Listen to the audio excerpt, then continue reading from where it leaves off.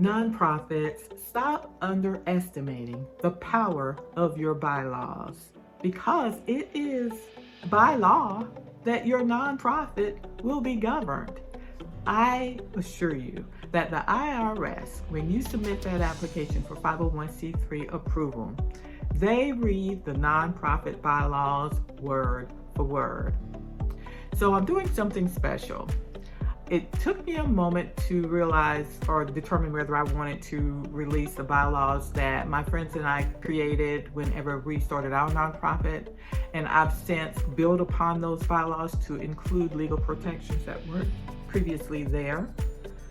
And they are the exact bylaws I use for my client packages when I send them up, and they are IRS compliant.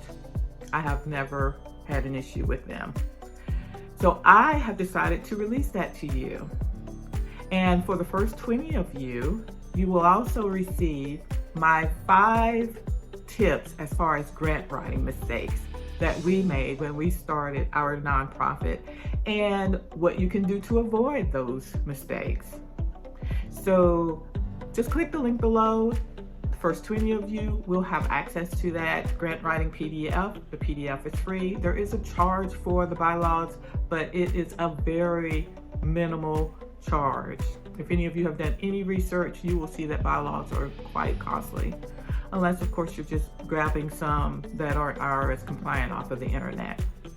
So go ahead, take a look at those bylaws and purchase those bylaws so that you don't have to do like we did, research for days and days and days on end, and then have to pull all of it together and type it all up and review it over and over again. I've already done it for you. These are done for you bylaws in Google Docs format, which makes it easily accessible for everyone.